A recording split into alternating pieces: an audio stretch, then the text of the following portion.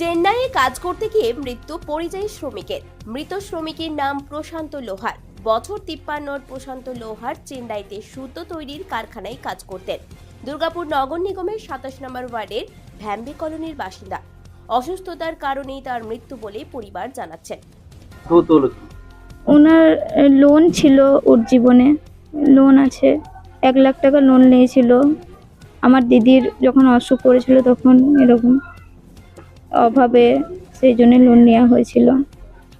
ঘরের অবস্থা খারাপ, ও বৃষ্টি হয়, ফেটে গিয়েছে, সেই জন্য গিয়েছিলেন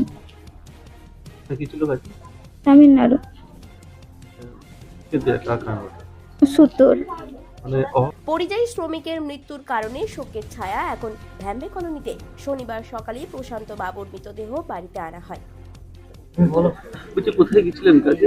তামিলনাড়ু গিয়েছিল, তারপরে অসুখ করেছে, ধরা পড়েছে, ওখানে হসপিটালে ভর্তি করেছে, তারপরে চিকিৎসা হয়েছে, তারপরে মারা গেল।